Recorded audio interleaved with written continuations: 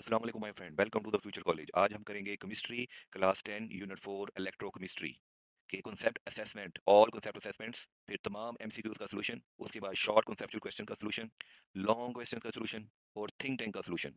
तमाम चीज़ों की टाइम स्टैम्प डिस्क्रिप्शन में दी गई है। काइंडली आप टाइम स्टैम्प पे क्लिक करें और डायरेक्ट वहां पे पहुंच जाएं जो चीज़ आप देखना चाहते हैं। इंशाल्लाह ताला ये वीडियो देख के आपकी इस चैप्टर की बहुत अच्छी तैयारी हो जाएगी। Concept Assessment Exercise 4.1 Sketch an electrolytic cell. Electrolytic cell का sketch बनाएं for the electrolysis of fuse KCl, जिसमें फ्यूज यानी कि मोल्टन KCl की इलेक्ट्रोलाइसिस होगी। तो ये हमने एक इलेक्ट्रोलाइसिस का स्केच बनाया है जिसमें एक एनोड है, एक कैथोड है। यहाँ पे फ्यूज KCl है। पॉजिटिव KCl रन करेगा कैथोड की तरफ और नेगेटिव Cl रन करेगा टुवर्ड द एनोड। आपकी बुक में ये डायग्राम बनी हुई है।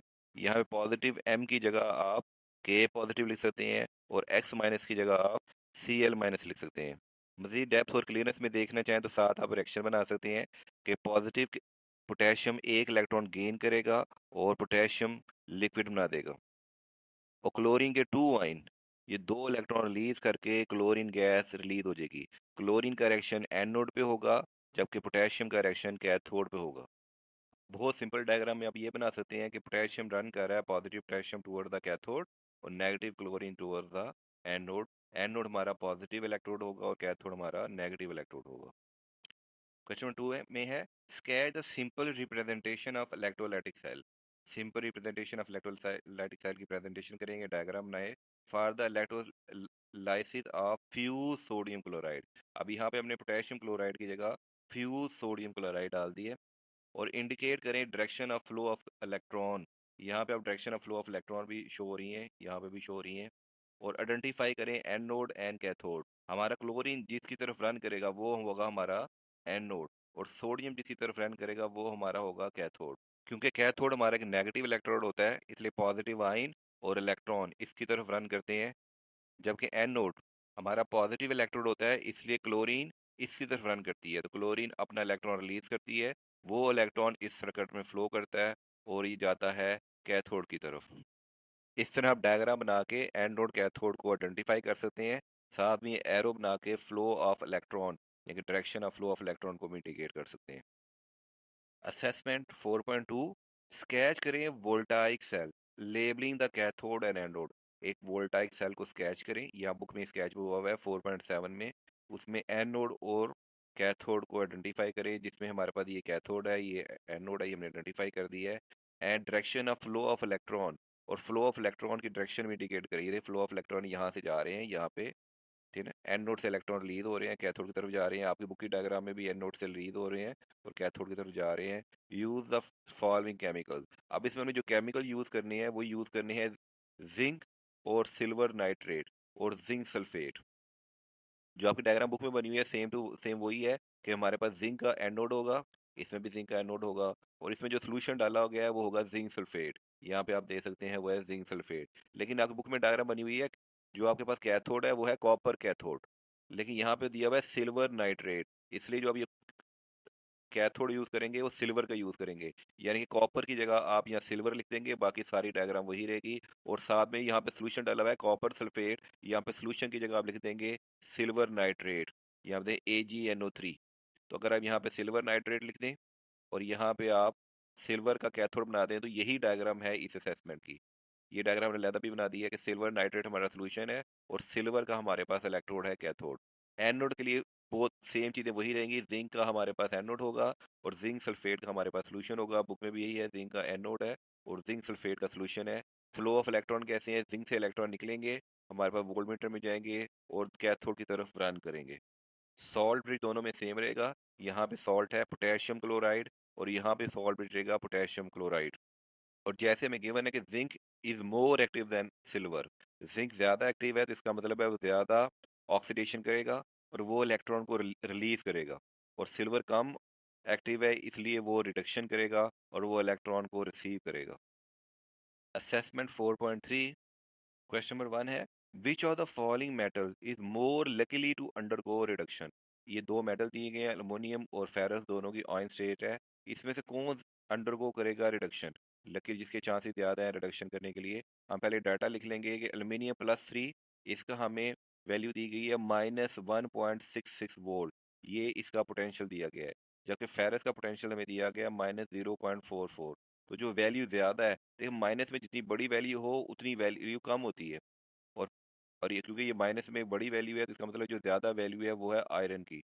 आयरन का जो रिडक्शन पोटेंशियल है वो ज़्यादा है as compare to aluminium +3 ion से। So, a higher standard reduction potential indicate greater tendency to undergo reduction, क्योंकि आयरन का हायर रिडक्शन पोटेंशियल है, इसका मतलब इसके अंदर ज़्यादा टेंडेंसी है कि वो रिडक्शन करे। इसलिए आयरन +3 आयन इसका हायर है -0.44 वोल्ट, ये हायर रिडक्शन पोटेंशियल है एज कम्पेयर टू अल्मीनियम +3 जिसकी वैल्यू है -1.66। तो रिडक्शन रिएक्शन होगा आयरन पे, जिसमें आयरन +3 तीन इलेक्ट्रॉन गेन करेगा, 3 इलेक्ट्रॉन गेन करेगा और आयरन मेटल बना देगा। ये मोर फेवरेबल है, इसके ज़्यादा चांसेस हैं। तो iron +3 is more likely be to undergo reduction because it has higher standard reduction potential, जिसकी वैल्यू है -0.44 एज कम्पेयर टू अल्मीनियम जिसकी वैल्यू कम है -1.66। क्वेश्चन नंबर 2 है, arrange metal in order of increasing ability to get reduce, यानी वही reduction potential की ability बताएं टू गेट रिड्यूस, उसमें सबसे ज्यादा रिडक्शन पोटेंशियल उसका होगा जिसकी वैल्यू सबसे ज्यादा है। तो सबसे ज्यादा कॉपर की वैल्यू हमें दी गई है क्वेश्चन में, तो सबसे ज्यादा जो हो गई वो कॉपर का रिडक्शन पोटेंशियल है। फिर हम इन दोनों को कंपेयर करेंगे, इन दोनों में जिंक आ रहा है -0.76, इसकी वैल्यू से कम है। और सबसे कम वैल्यू है सोडियम की जो है -2.71, तो सबसे कम है सोडियम की। तो अगर हम इंक्रीजिंग ऑर्डर में बनाएं तो सबसे कम है सोडियम, इसका रिडक्शन पोटेंशियल सबसे कम है, ये सबसे पहले आएगा। उसके बाद जिंक, जिंक का रिडक्शन पोटेंशियल उससे ज़्यादा है। और सबसे ज़्यादा रिडक्शन पोटेंशियल है कॉपर का, तो कॉपर का आ जाएगा C2+2। तो ये हमारा इंक्रीजिंग ऑर्डर होगा, क्योंकि लोअर वैल्यू जो होती है ई नॉट की इंडिकेट करती है वीकर ऑक्सीडाइजिंग एजेंट, सो वो less likely to be reduce. और इनमें से सोडियम प्लस जिसका रिडक्शन पोटेंशियल है -2.71 वोल्ट है the lowest tendency to gain electron, इसकी इलेक्ट्रॉन हासिल करने की सलाहियत सबसे कम है। और कॉपर+2 की स्ट्रॉन्गर ऑक्सीडाइजिंग एजेंट है, क्योंकि इसकी वैल्यू हमें दी हुई है 0 प्लस में 0.34। हमारा क्वेश्चन नंबर 3 है, आइडेंटिफाई करें oxidation and reduction half cell in voltaic cell. तो हमें रिएक्शन ये दिए हुए हैं कि जिंक ये 2 इलेक्ट्रॉन लूज कर रहा है तो ये ऑक्सीडेशन कर रहा है, और कैथोड में हाइड्रोजन 2 इलेक्ट्रॉन गेन कर रहा है तो ये रिडक्शन कर रहा है। अगर हम डिटेल देखें तो एन नोड में ऑक्सीडेशन अगर होती है लॉस ऑफ इलेक्ट्रॉन। तो हमारा जो एन नोड है इसमें जिंक ऑक्सीडेशन कर रहा है क्योंकि ये 2 इलेक्ट्रॉन लूज कर रहा है, तो ये होगी ऑक्सीडेशन। और कैथोड पे होती है रिडक्शन, रिडक्शन होती है गेन ऑफ इलेक्ट्रॉन। तो कैथोड पे जो हाइड्रोजन है वो 2 इलेक्ट्रॉन गेन करेगा, हाइड्रोजन गैस बनाएगा, तो ये प्रोसेस कहलाएगा रिडक्शन। एनालिसिस में देखते हैं जिंक, जिंक लॉस करेगा इलेक्ट्रॉन, जिंक इलेक्ट्रॉन को लॉस करेगा तो ऑक्सीडाइज हो जाएगा एनोड पे। और हाइड्रोजन आयन जो है वो गेन करेंगे इलेक्ट्रॉन, इलेक्ट्रॉन को गेन करेंगे, तो रिडक्शन करेंगे, रिड्यूस करेंगे एट कैथोड। तो वोल्टेक का सेटअप देखते हैं, इलेक्ट्रॉन जो फ्लो होंगे, देखिए जिंक इलेक्ट्रॉन लूज कर रहा है तो हाइड्रोजन गेन कर रहा है, तो जो इलेक्ट्रॉन है वो जिंक से निकल के हाइड्रोजन की तरफ जाएंगे। तो इलेक्ट्रॉन फ्लो होगा from zinc to hydrogen, zinc से इलेक्ट्रॉन फ्लो करके हाइड्रोजन की तरफ जाएंगे। और सॉल्ट ब्रिज क्या करेगा, सॉल्ट ब्रिज हमारा बना हुआ है, याद रखिएगा सोडियम नाइट्रेट। इस सेल में हमारे पास वोल्टेक सेल में जो सॉल्ट ब्रिज है वो सोडियम नाइट्रेट का है। तो ये बैलेंस करेंगे चार्ज कैसे, आयन की माइग्रेशन से। आयन की माइग्रेशन हो जाएगी, यानी कि नाइट्रेट के जो आयन है वो एनोड की तरफ मूव कर देंगे और सोडियम के जो आयन है वो कैथोड की तरफ मूव कर देंगे, जिससे चार्ज हो जाएगा वो बैलेंस हो जाएगा। तो ऑक्सीडेशन हाफ सेल क्या होगा, जिंक इलेक्ट्रोड होगा जो कि एनोड है, जिंक इलेक्ट्रोड जो एनोड है ये ऑक्सीडेशन हाफ सेल कहलाएगा, जिंक वाला ये वाला। और जो रिडक्शन हाफ सेल होगा वो होगा हाइड्रोजन इलेक्ट्रोड कैथोड, ये हाइड्रोजन इलेक्ट्रोड कैथोड यहाँ पे ये हमारे पास कहलाएगा रिडक्शन हाफ सेल। याद रखिएगा ऑक्सीडेशन हाफ सेल वो हाफ पोर्शन होता है जिसको हम एनोड कहते हैं, और जो इलेक्ट्रॉन को लूज करता है जहां से इलेक्ट्रॉन आउट होते हैं। और रिडक्शन हाफ सेल वो कैथोड को हम कहते हैं, ये वो हाफ पोर्शन होता है जहां पे इलेक्ट्रॉन गेन होते हैं, जैसे हाइड्रोजन 2 इलेक्ट्रॉन गेन हुए हैं, तो ये हमारा हाइड्रोजन इलेक्ट्रोड होगा। अब हम करेंगे एक्सरसाइज के एमसीक्यूज का solution. MCQ number 1, which of the following statement is not correct. उन्होंने पूछा कौन सी स्टेटमेंट ठीक नहीं है, कौन सी स्टेटमेंट इनकरेक्ट है अबाउट द गैल्वेनिक सेल। तो गैल्वेनिक सेल में हम इस असेसमेंट करके आए हैं कि गैल्वेनिक सेल में सी वाला ऑप्शन देखिए, electron flow from cathode to anode. Actual में एनोड में क्या होता है, ऑक्सीडेशन अकर होती है जिसमें जिंक या कोई भी जो हमारा मेटल है वो इलेक्ट्रॉन लूज करेगा। तो जिंक या कोई मेटल जब हमारा इलेक्ट्रॉन लूज करेगा तो वहां से इलेक्ट्रॉन निकलेंगे। जैसे डायग्राम में देखें, ये कॉपर हमारा एनोड है तो एनोड से इलेक्ट्रॉन निकलते हैं। तो एनोड से हमारे इलेक्ट्रॉन निकलते हैं। और कैथोड वो रीजन होता है जहाँ पे रिडक्शन अकर होती है, जहाँ पे जो मेटल होता है वो इलेक्ट्रॉन गेन करते हैं। इसका मतलब है एनोड से इलेक्ट्रॉन निकलेंगे और कैथोड की तरफ जाएंगे। एनोड इलेक्ट्रॉन को रिलीज करता है और कैथोड इलेक्ट्रॉन को रिसीव करता है। लेकिन यहाँ पे लिखा हुआ है electron flow from cathode to anode, ये उन्होंने रिवर्स कर दिया है। तो रिवर्स जो है एनोड कैथोड ये पॉसिबल नहीं है, ये रिवर्स नहीं किया जा सकता। तो इसका मतलब है ये वाली स्टेटमेंट हमारी इनकरेक्ट है, ये स्टेटमेंट हमारी करेक्ट नहीं है। क्योंकि इलेक्ट्रॉन जो होते हैं वो मूव करते हैं from the anode to the cathode. अगर हम जिंक और कॉपर लें, अगर हम कॉपर और सिल्वर ले लें तो वो कैथोड से एनोड की तरफ मूव करेंगे, और ये पॉसिबल बिल्कुल नहीं है। कैथोड से एनोड की तरफ इलेक्ट्रॉन मूव नहीं कर सकते। हम कोई भी मेटल लें, हम कोई मेटल लें, हमेशा इलेक्ट्रॉन एनोड से कैथोड की तरफ मूव करेंगे। इसलिए जो हम ऑप्शन सेलेक्ट करेंगे वो सी है, तो सी हमारा इनकरेक्ट ऑप्शन है, सॉरी इनकरेक्ट स्टेटमेंट है। तो उन्होंने पूछा कौन सी स्टेटमेंट इनकरेक्ट है, तो हमारी सी जो स्टेटमेंट है वो इनकरेक्ट है। एमसीक्यू नंबर 2 है, विच इज नॉट ट्रू। वही दोबारा आ गया, नॉट ट्रू, नॉट करेक्ट। इसमें से कौन सी स्टेटमेंट करेक्ट नहीं है फॉर डैनियल सेल। पहले हम डैनियल सेल को स्टडी करते हैं। डैनियल सेल में जिंक हाफ सेल होता है, जिंक हाफ सेल होता है, ये 2 इलेक्ट्रॉन लूज करता है। और ये हमें मालूम है कि जो जिंक हाफ सेल या एनोड हो वो इलेक्ट्रॉन लूज करता है। और कॉपर हाफ सेल जो होता है वो कैथोड होता है, वो 2 इलेक्ट्रॉन गेन करता है इन डैनियल सेल। तो सॉल्ट ब्रिज जो होता है वो न्यूट्रलाइज कर देता है आयन की मूवमेंट के लिए से। तो अगर हम ऑप्शन नंबर 1 को देखें तो लिखा हुआ है half cell and active metal act as cathode. जो एक्टिव मेटल है वो तो एनोड की तरह एक्ट करेगा क्योंकि वो तो इलेक्ट्रॉन रिलीज करेगा। जो एक्टिव मेटल जिंक है वो तो एनोड की तरह एक्ट करेगा, वो कैथोड की तरह एक्ट नहीं कर सकता। The cathode is less reactive metal. जो कैथोड होता है वो लेस रिएक्टिव होता है और एनोड हमेशा ज्यादा रिएक्टिव होता है, जिसकी वजह से एनोड से इलेक्ट्रॉन कैथोड की तरफ मूव करते हैं। तो हमारी statement half cell active metal act as cathode ये गलत है। जो ज्यादा एक्टिव मेटल होगा वो एनोड की तरह एक्ट करेगा और वो इलेक्ट्रॉन को रिलीज करेगा। तो जो नो ट्रू स्टेटमेंट है वो है ए, इसलिए हम ऑप्शन ए को सिलेक्ट करेंगे। एमसी नंबर 3 है, which does not involve electrolysis. इसमें से कौन सा प्रोसेस है जिसमें इलेक्ट्रोलाइसिस इन्वॉल्व नहीं होती। पहला है refining of copper, A option देखते हैं। रिफाइनिंग ऑफ कॉपर में कॉपर ऑक्सीडाइज होता है एट एनोड और प्योर कॉपर डिपॉजिट होता है एट कैथोड। तो इसके लिए तो इलेक्ट्रोलाइसिस जरूरी है क्योंकि electrolysis require an external electric current, जिसमें हमें एक्सटर्नल इलेक्ट्रिक करंट देनी होती है to drive the non spontaneous reaction. Non spontaneous reaction करवाने के लिए हमें जब करंट दें तो उस प्रोसेस को इलेक्ट्रिक लाइसिस कहते हैं। तो कॉपर एनोड पे ऑक्सीडाइज हो रहा है और कैथोड पे डिपॉजिट हो रहा है, तो इधर एनोड कैथोड तो सिर्फ इलेक्ट्रिक करंट की सूरत में ही पॉसिबल है।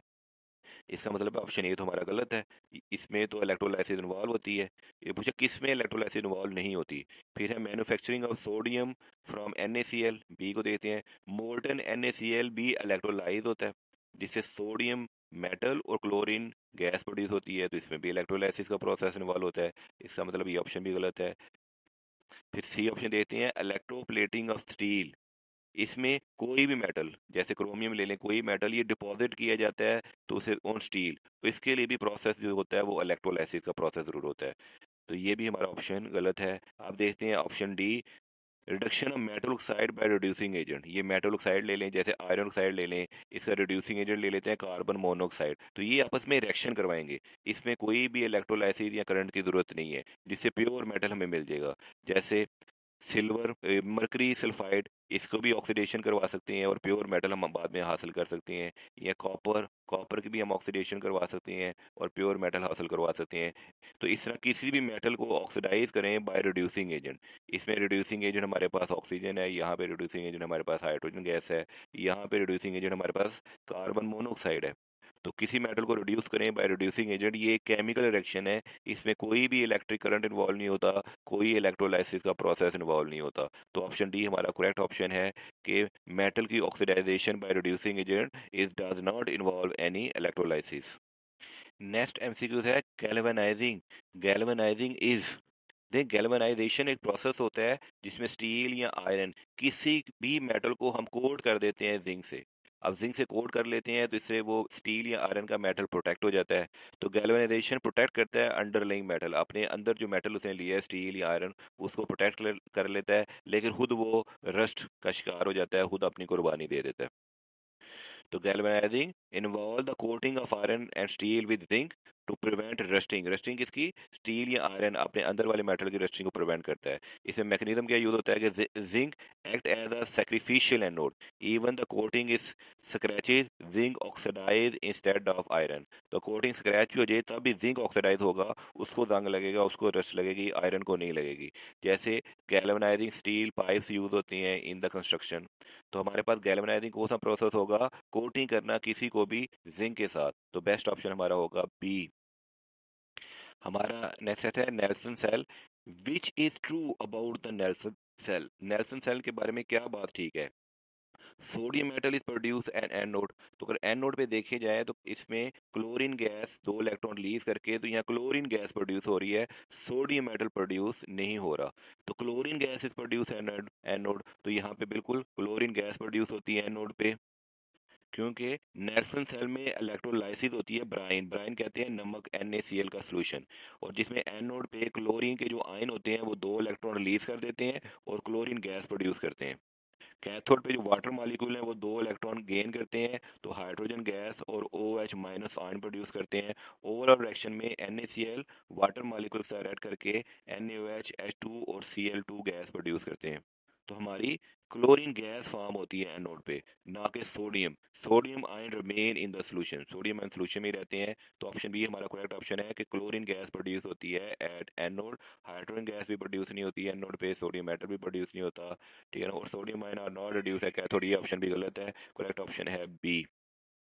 नेक्स्ट एमसीक्यू है इलेक्ट्रोप्लेटिंग इन्वॉल्व्स। इलेक्ट्रोप्लेटिंग होती क्या है? इलेक्ट्रोप्लेटिंग में हम यूज करते हैं electrolysis to deposit a metal layer into a conductive object. कोई भी मेटल लेयर किसी ऑब्जेक्ट के ऊपर प्लेस करने को हम कहते हैं इलेक्ट्रोप्लेटिंग। मिसाल के तो किसी चीज के ऊपर सोने का पानी चढ़ा देना, यानी कि गोल्ड की लेयर चढ़ा देना, या स्टील के ऊपर क्रोमियम की लेयर चढ़ा देना, ठीक है? जिसमें एनोड जो होगा वो क्रोमियम मेटल होगा, अगर स्टील के ऊपर हम क्रोमियम की लेयर चढ़ा रहे हैं और उसको जंग से बचा रहे हैं। जो कैथोड होगा वो स्टील ऑब्जेक्ट होगा। तो ऑब्जेक्ट इस place must be a cathode. जिस जिस ऑब्जेक्ट को हमने प्लेट करना है, जिस पर लेयर चढ़ानी है, वो लाजमी कैथोड होगा, क्योंकि सोल्यूशन के अंदर एनोड से मेटल जाके कैथोड पे प्लेटेड हो जाएगा। तो हमारे पास क्वेश्चन था इलेक्ट्रोप्लेटिंग इन्वॉल्व्स, इसमें होती है कोटिंग ऑफ मेटल ऑब्जेक्ट। किसी भी मेटल ऑब्जेक्ट के ऊपर दूसरे मेटल की कोटिंग करना, अ थिन लेयर, दूसरे मेटल की थिन लेयर की कोटिंग करना थ्रू इलेक्ट्रोलाइसिस। इलेक्ट्रोलाइसिस एक प्रोसेस जिसमें हम करंट देते हैं और किसी इलेक्ट्रॉन को मूव करते हैं और कोटिंग करते, और यहाँ पे कोटिंग हो रही है विया इलेक्ट्रोलाइसिस किसी चीप मेटल पे या आयरन पे किसी अच्छे मेटल की कोटिंग करना। तो हमारा करेक्ट ऑप्शन होगा B, coating a metal object with thin layer of metal through electrolysis process. Next हम करेंगे सॉल्ट ब्रिज का फंक्शन क्या होता है। सॉल्ट ब्रिज जो होता है ये प्रोवाइड करता है इलेक्ट्रोलाइटिक कॉन्टैक्ट। दो इलेक्ट्रोलाइटिक सोल्यूशन है, उसमें ये इलेक्ट्रोलाइटिक कॉन्टैक्ट प्रोवाइड करता है। और यहाँ पे देखें 2 इलेक्ट्रोलाइटिक सोल्यूशन है, तो यहाँ पे कॉन्टैक्ट प्रोवाइड करता है जिसे चार्ज मूव करते हैं। तो सॉल्ट ब्रिज कंटेन करता है इनर्ट इलेक्ट्रोड्स, इसमें इनर्ट इलेक्ट्रोड होते हैं। फॉर एग्जांपल हम KNO3 ले रहे हैं या हम KCl ले रहे हैं, जो माइग्रेट करते हैं बैलेंस चार्ज। और चार्ज को बैलेंस करने के लिए मतलब ये देखिए, अगर KCl ले रहे हैं तो पॉजिटिव चार्ज इस तरफ चला जाएगा और Cl का नेगेटिव चार्ज इस तरफ चला जाएगा। तो कंटेन करते हैं इनर्ट इलेक्ट्रोड, KNO3 ले रहे हैं, then migrate the balance charge. For example anion KNO3 की फॉर्म में NO3, ये अनाइन है, ये मूव करेंगे एनोड कंपार्टमेंट की तरफ। और कैटाइन अगर पोटेशियम है तो पोटेशियम मूव करेंगे कैथोड कंपार्टमेंट की तरफ। या देखें यहाँ पे पोटेशियम है तो ये कैथोड कंपार्टमेंट की तरफ मूव कर रहे हैं। यहाँ पे क्लोरीन एनाइन है, लेकिन एग्जांपल में हमारे पास नाइट्रेट एनाइन है, दोनों एनाइन मूव करेंगे एनोड कंपार्टमेंट की तरफ। दोनों एनाइन जो है नेगेटिव आयन कोई भी है वो एनोड कंपार्टमेंट की तरफ मूव कर रहे हैं। इनका पर्पस होता है कि प्रिवेंट करें charge building, ensuring continuous electron flow. अगर एक ही जगह बहुत ज़्यादा चार्ज बिल्ड हो जाएगा तो इलेक्ट्रॉन फ्लो नहीं होगा, तो ये प्रिवेंट कर देते हैं, कहीं भी चार्ज को एक जगह बिल्डअप होने नहीं देते, जिससे कंटिन्यूस इलेक्ट्रॉन फ्लो होता रहता है। तो हमारा करेक्ट ऑप्शन होगा maintaining electrical neutrality by allowing ion movement. ये इलेक्ट्रिकली न्यूट्रल रखते हैं दोनों को, ताकि आयन की मूवमेंट को इंश्योर करते हैं। ठीक है, तो हमारा करेक्ट ऑप्शन होगा बी, कि इलेक्ट्रिकली न्यूट्रल रखते हैं, आयन की मूवमेंट करते हैं। और कैसे इलेक्ट्रिकली न्यूट्रल करते हैं? फ्लो ऑफ आयन को इंश्योर करके ये दोनों कंपार्टमेंट को इलेक्ट्रिकली न्यूट्रल रखते हैं। तो हमारा करेक्ट ऑप्शन होगा ऑप्शन बी। नेक्स्ट एमसीक्यू है, if a metal A has a higher standard reduction potential than metal B, it can be concluded that. अगर ए का हायर स्टैंडर्ड रिडक्शन पोटेंशियल है metal B से, तो हमसे क्या चीज़ conclude करेंगे? पहले देखते हैं रिडक्शन पोटेंशियल क्या चीज़ होती है। रिडक्शन पोटेंशियल होता है measure substance tendency to gain electron, या फिर इलेक्ट्रॉन गेन करने की सलाहियत उसमें ज़्यादा होती है। तो रिडक्शन पोटेंशियल मेजर करता है किसी सब्सटेंस की सलाहियत इलेक्ट्रॉन को गेन करने की। इलेक्ट्रॉन गेन करने की सलाहियत जितनी ज़्यादा होगी, हायर रिडक्शन पोटेंशियल होगा, वो उतना ज़्यादा स्ट्रॉन्ग ऑक्सीडाइजिंग एजेंट होगा। तो इंक्रीजिंग स्ट्रेंथ है द ऑक्सीडाइजिंग एजेंट, तो जिसकी रिडक्शन पोटेंशियल ज़्यादा होगा वो तो ज़्यादा स्ट्रॉन्ग ऑक्सीडाइजिंग एजेंट होगा। तो हम ले लेते हैं फ्लोरीन कि हमारा इसका हायर रिडक्शन पोटेंशियल है, ये स्ट्रॉन्ग ऑक्सीडाइजिंग एजेंट है। अगर आप अपनी बुक की इलेक्ट्रोकेमिकल सीरीज लेंगे तो वो आपको इस तरह दी होगी, वहाँ पे फ्लोरीन लास्ट में दिया हुआ है, जिसकी वैल्यू दी है +2.87। मैंने यहाँ पे लिख दिया है +2.87, फ्लोरीन यहाँ पे लिख दिया है। और लोअर रिडक्शन पोटेंशियल का मतलब है स्ट्रॉन्ग रिड्यूसिंग एजेंट। जितना लोअर रिडक्शन पोटेंशियल होगा वो उतना स्ट्रॉन्ग रिड्यूसिंग एजेंट होगा। आप कह सकते हैं लिथियम का बहुत ही लोअर रिडक्शन पोटेंशियल है, ये कि स्ट्रॉन्ग रिड्यूसिंग एजेंट है, और लिथियम सबसे नीचे है। तो एमसी को वापस आते हैं, ए मेटल था जिसका हायर रिडक्शन पोटेंशियल था, जैसे हमने फ्लोरीन ले लिया, इसका हायर रिडक्शन पोटेंशियल था। और एक बी मेटल था जिसका लोअर रिडक्शन पोटेंशियल था, जैसे लिथियम ले लिया। तो अब ए का रिडक्शन पोटेंशियल ज़्यादा है बी से, तो ए जो होगा वो रिड्यूस होगा, एक्ट करेगा एज कैथोड, और बी जो होगा वो ऑक्सीडाइज होगा, एक्ट करेगा एनोड। इसका मतलब है बी जो है वो ज़्यादा रिएक्टिव है। जो हमारे पास बी है वो ज़्यादा रिएक्टिव है, तो metal B is more reactive than A के मुकाबले में जो मेटल बी होगा वो ज़्यादा रिएक्टिव होगा। आप यहाँ पे देख सकते हैं लिथियम, मैग्नीशियम, एल्यूमिनियम, जिंक, ये बहुत ही ज़्यादा रिएक्टिव मेटल्स हैं। इनकी तो जिंक की तो कोटिंग की जाती है आयरन के ऊपर, ताकि जिंक खुद सेक्रीफाइस कर दे और आयरन को जंग लगने से बच जाए। तो हमारा आंसर है कि मेटल बी जो है, मेटल बी जिसका लोअर रिडक्शन पोटेंशियल है वो ज़्यादा रिएक्टिव होगा as compare to metal A जिसका higher higher standard reduction potential है। इसका मतलब है कि लिथियम ज़्यादा रिएक्टिव होगा एज कम्पेयर टू फ्लोरीन। और यहाँ पे देखें तो लिथियम ज़्यादा रिएक्टिव होगा एज कम्पेयर टू फ्लोरीन। तो बी मेटल ज़्यादा रिएक्टिव होगा, क्योंकि ए की हायर स्टैंडर्ड रिडक्शन पोटेंशियल है, तो जिसका हायर स्टैंडर्ड रिडक्शन पोटेंशियल हो वो कम रिएक्टिव होता है, जिसका लोअर स्टैंडर्ड रिडक्शन पोटेंशियल हो वो ज़्यादा रिएक्टिव होता है। तो हमारा B is the correct option. अब हम करेंगे इसके short questions. Short question number 1 है, what is a fuel cell? Fuel cell क्या है? Fuel cell is an electrochemical device. ये एक इलेक्ट्रोकेमिकल डिवाइस है, यहाँ पे आप देख सकते हैं, जो कन्वर्ट करती है chemical energy of the fuel, यानी हाइड्रोजन और ऑक्सीडाइजिंग एजेंट ऑक्सीजन, हाइड्रोजन और ऑक्सीजन की जो केमिकल एनर्जी है उसे डायरेक्टली कन्वर्ट कर देती है इनटू इलेक्ट्रिक एनर्जी। और ये करती कैसे है? Through redox reaction. ये बैटरी के मध्य मुहालिफ फ्यूल सेल को कॉन्टिन्यूस सप्लाई चाहिए होती है रिएक्टेंट की, या कंटिन्यूसली हमें हाइड्रोजन और ऑक्सीजन की सप्लाई चाहिए होती है। हाइड्रोजन और ऑक्सीजन की सप्लाई से वो कंटिन्यूसली केमिकल रिएक्शन करवा के एनर्जी प्रोड्यूस करते हैं, और एनर्जी से इलेक्ट्रिसिटी डायरेक्टली कन्वर्ट की जाती है। की पॉइंट्स हैं कि इसके एग्जांपल में ले सकते हैं आप हाइड्रोजन ऑक्सीजन फ्यूल सेल, ये केमिकल एनर्जी को डायरेक्टली इलेक्ट्रिकल एनर्जी में तब्दील कर देते हैं।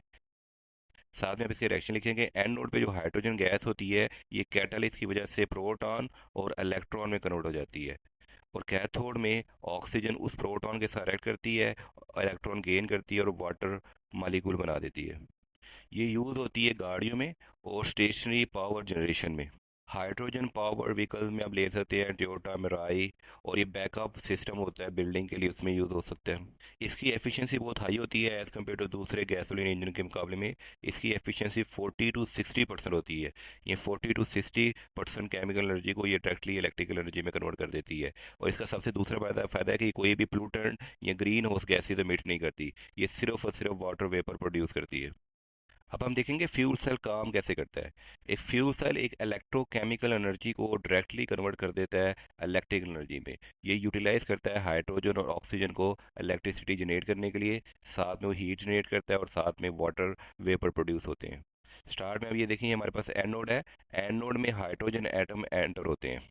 इसमें हमने प्लेटिनियम कैटलिस्ट डाला होता है, तो हाइड्रोजन के एटम होते हैं वो स्ट्रिप हो जाते हैं, उनके इलेक्ट्रॉन लैदा हो जाते हैं। तो जो इलेक्ट्रॉन होते हैं वो फोर्स आउट होते हैं टू द एक्सटर्नल सर्किट। जो पॉजिटिवली चार्ज प्रोटॉन होते हैं वो पास करते हैं थ्रू मेम्ब्रेन। यहाँ पे एक मेम्ब्रेन लगी होती है, तो प्रोटॉन यहाँ से पास करते हैं, जबकि इलेक्ट्रॉन आउटर सर्किट में इलेक्ट्रिसिटी सप्लाई करते हैं। प्रोटॉन मेम्ब्रेन से पास होकर कैथोड की तरफ चले जाते हैं। जब प्रोटॉन कैथोड की तरफ चले जाते हैं, जो बहुत ज़्यादा इलेक्ट्रॉन है इसे फोर्स की होते हैं कि एक्सटर्नल सर्किट में जाएं और इलेक्ट्रिसिटी प्रोड्यूस करें।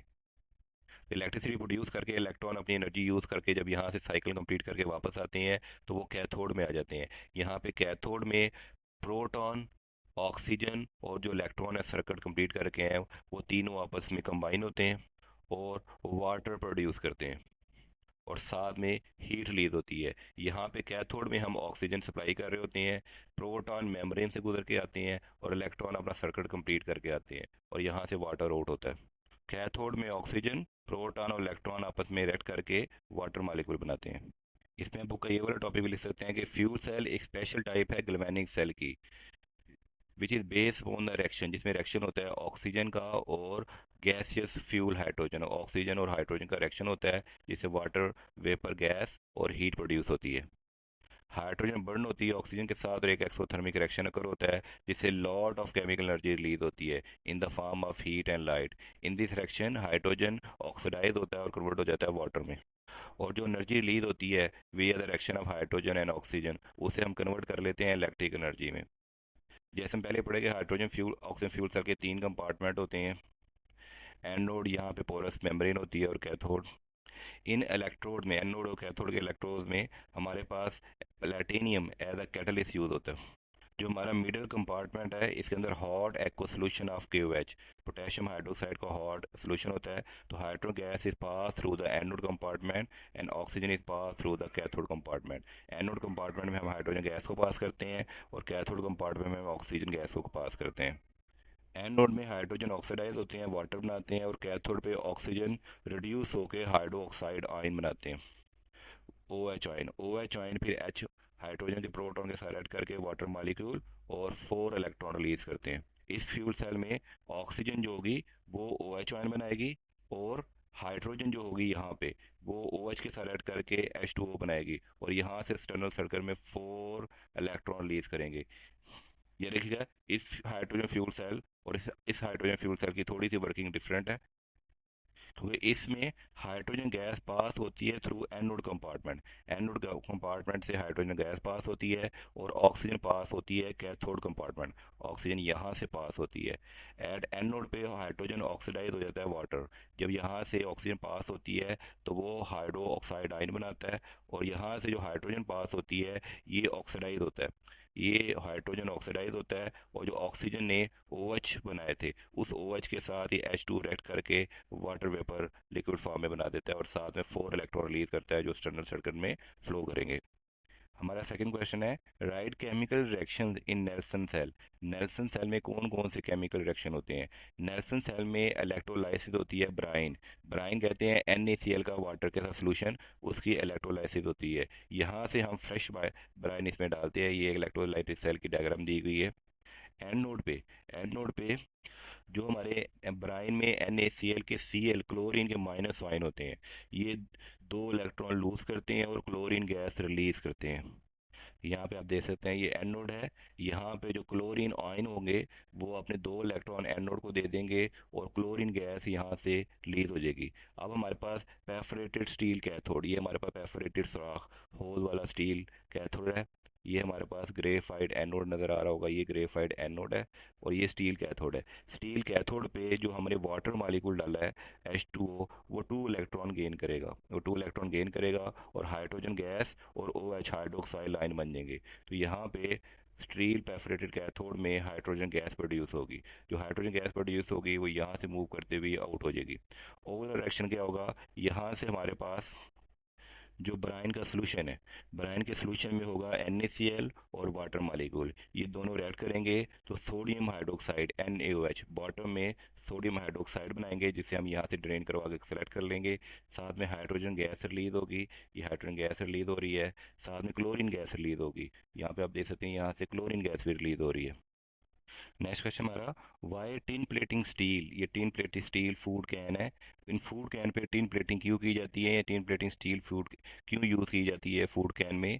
टिन प्लेटेड स्टील ये प्रिवेंट करते हैं कुरीजन को, ये जंग नहीं लगने देते अंडरलिंग आयरन, क्योंकि इससे नीचे एक आयरन का कैन है जिसके ऊपर टिन की हमने प्लेटिंग की हुई है और आयरन बहुत जल्दी एरोड हो जाता है, उसे जंग लग जाता है। तो टिन की प्लेटिंग उसे प्रिवेंट करते हैं कुरीजन से।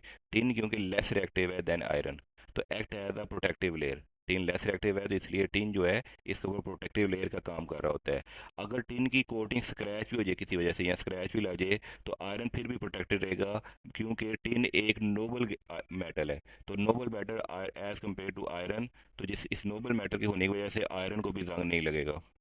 एग्जाम्पल में देखते हैं, फूड कैन में हम स्टोर करते हैं फूड जिसमें एसिडिक कंटेंट हो सकते हैं जैसे टमाटो। अगर हम प्लेटिंग नहीं करेंगे तो आयरन उन एसिडिक कंटेंट्स जो फूड में एसिडिक कंटेंट है उनके साथ रिएक्ट करेगा और उससे बहुत सारे डिफरेंट किस्म के एसिड बनाएगा। उस एसिड्स रिएक्ट करेगा एसिड की वजह से, और जब एसिड उन सॉरी आयरन जब एसिड से रिएक्ट करेगा तो डिफरेंट किस्म के कंपाउंड बनाएगा और आयरन को जंग लग जाएगा। और आयरन के जो कंपाउंड्स हैं वो एक पॉइजनस होते हैं, जिससे हमारा फूड जो हो जाएगा वो कंटामिनेट हो जाएगा, वो खाने के काबिल नहीं रहेगा। इसके मुकाबले में no significant redox reaction occur between iron and food, sorry tin and food. अगर हम टिन के ऊपर कोटिंग कर देते हैं तो टिन के दरमियान और फूड के जो एसिड है उनके दरमियान रिएक्शन नहीं होगा। रिएक्शन नहीं होगा तो हमारे पास कंटामिनेटेड हार्मफुल पॉइजनस कंपाउंड नहीं बनेंगे और हमारा जो फूड है वो सेफ रहेगा, जिससे हम फूड की सेफ्टी को इंश्योर कर सकते हैं। तो टिन की कोटिंग करने से हमारे पास नॉन टॉक्सिक और फूड सेव रहता है। अगर टिन की कोटिंग नहीं करेंगे तो आयरन जो होगा वो फूड के एसिड्स के साथ रिएक्ट करेगा और डिफरेंट करके कंटामिनेटेड पॉइजनस कंपाउंड बनाएगा जो सेहत के लिए बहुत ज़्यादा नुकसानदेह है। इसके अलावा टिन प्लेटिंग ये as compare to stainless steel सस्ते पड़ते हैं, ये कॉस्ट इफेक्टिव हैं, क्योंकि हमने प्लेटिंग करनी है, ये स्टेनलेस स्टील इस्तेमाल करनी है अपने फूड्स को बचाने के लिए और उनको जहर में कन्वर्ट होने से बचाने के लिए। तो इसमें टिन प्लेटिंग हमारे पास एक cost effective easily cheap method है।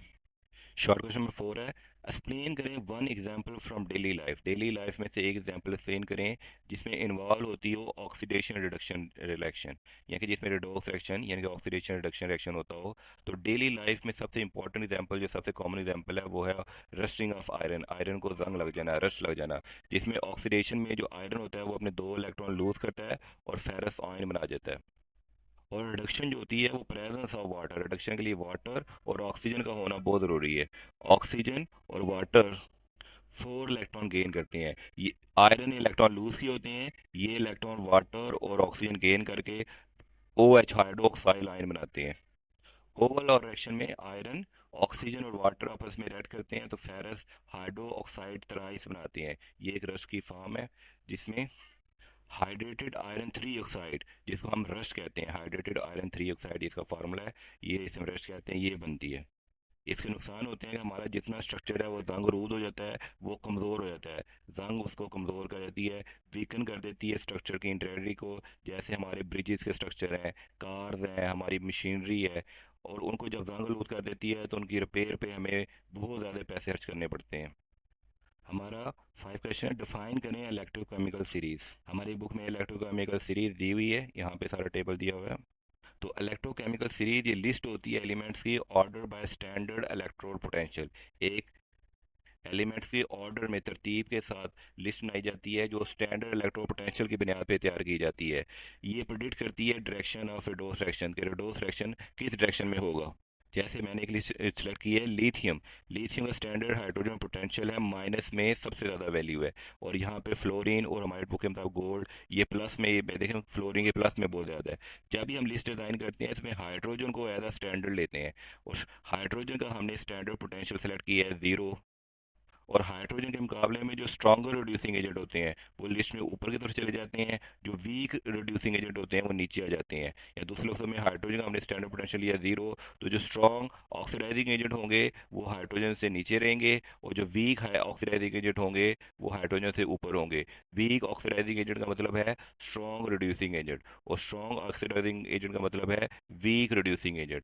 लिथियम को ले लें तो लिथियम एक स्ट्रॉन्ग रिड्यूसिंग एजेंट है लेकिन वीक ऑक्सीडाइजिंग एजेंट है। और यहाँ पे फ्लोरीन को ले लें तो ये वीक रिड्यूसिंग एजेंट है लेकिन स्ट्रॉन्ग ऑक्सीडाइजिंग एजेंट है।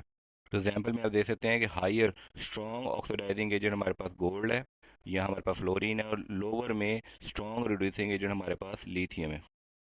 तो ऐसी इलेक्ट्रोकेमिकल सीरीज जिसे रैंक किया जाता है एलिमेंट्स को base on their standard electrode potential, standard electrode potential की बेस पे से रैंक किया जाता है, इंडिकेटिंग देयर टेंडेंसी, जो इंडिकेट करते हैं कि उनके अंदर कितनी सलाहियत है इलेक्ट्रॉन को गेन करने की या इलेक्ट्रॉन को लूज करने की।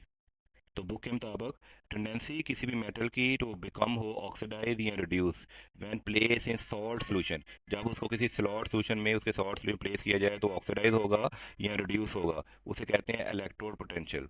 Electrode potential is measure of potential of the reaction that can occur at the electrode, और इसका यूनिट होता है वोल्ट्स। तो याद रखिएगा तमाम जो वोल्ट्स की वैल्यू है इलेक्ट्रोड पोटेंशियल की ये हम एक्सपेरिमेंटली मेजर करते हैं। इसे कंपेयर करते हैं स्टैंडर्ड हाइड्रोजन इलेक्ट्रोड जिसको हमने वैल्यू दी हुई है बुक में 0। तो आईयूपीएक ने रिकमेंड किया हुआ है तमाम table according to their reduction potential. तो एक ऐसा टेबल जो शो करे arrangement of metal base on increasing reduction potential, base on increasing reduction potential, उसको हम कहते हैं इलेक्ट्रोकेमिकल सीरीज। अगर हम इस सीरीज में किसी भी दो मेटल्स को ले लें, लेट्स सपोज हम यहाँ पे लिथियम को ले लेते हैं, यहाँ फ्लोरीन को ले लेते हैं बॉटम से, तो a metal higher in series, जो मेटल सीरीज में हायर है जैसे लिथियम है, ठीक है, metal higher series has lower value of reduction potential, उसकी वैल्यू रिडक्शन पोटेंशियल की बहुत कम होगी, देखिए माइनस में है, as compare to metal below in the series, इसकी वैल्यू रिडक्शन पोटेंशियल की कम होगी, और सीरीज में जितने उसके नीचे आएंगे उनकी रिडक्शन पोटेंशियल की वैल्यू ज़्यादा होगी, और उसकी हायर टेंडेंसी होगी टू लूज इलेक्ट्रॉन, और मोर एक्टिव होगा metal then below it.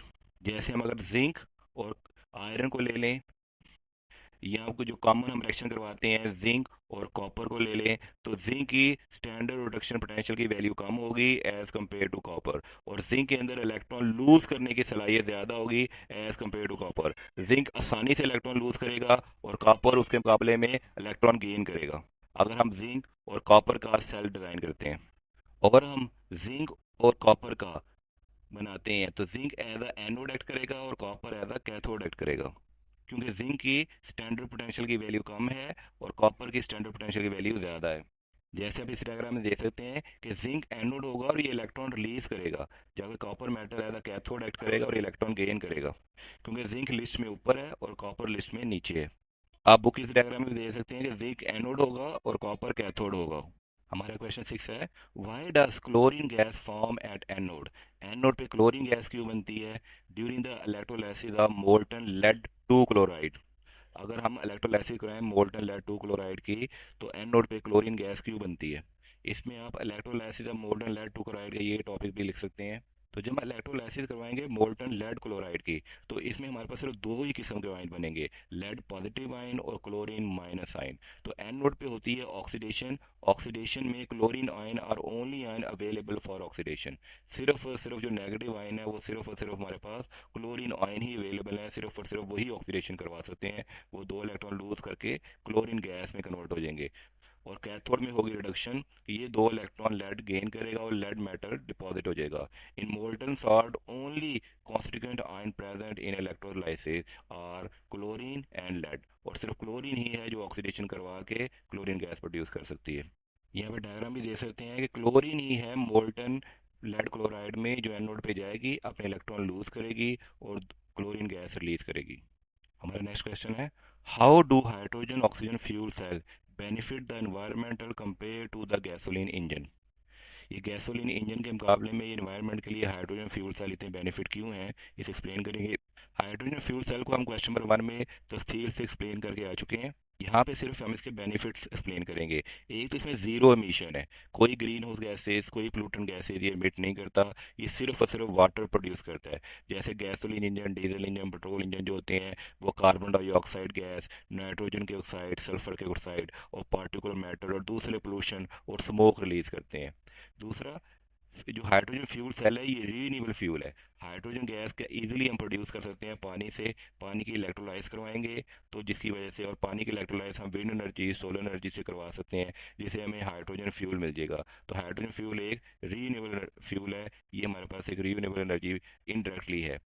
Third, इसकी एफिशिएंसी बहुत ज़्यादा है। हमारे जो गैसोलीन इंजन है उसकी एफिशिएंसी 20, 25, 30, और डीजल इंजन भी हो तो 35% तक मैक्सिमम एफिशिएंसी होती है और बहुत ज़्यादा पोल्यूशन भी क्रिएट करते हैं। लेकिन हाइड्रोजन फ्यूल सेल की एफिशिएंसी 40 to 60% है। ये 40 से 60% तक केमिकल एनर्जी को डायरेक्टली कन्वर्ट कर देते हैं इलेक्ट्रिकल एनर्जी में, और ये इंटरनल कम्बशन इंजन के मुकाबले में ज़्यादा एफिशिएंट है।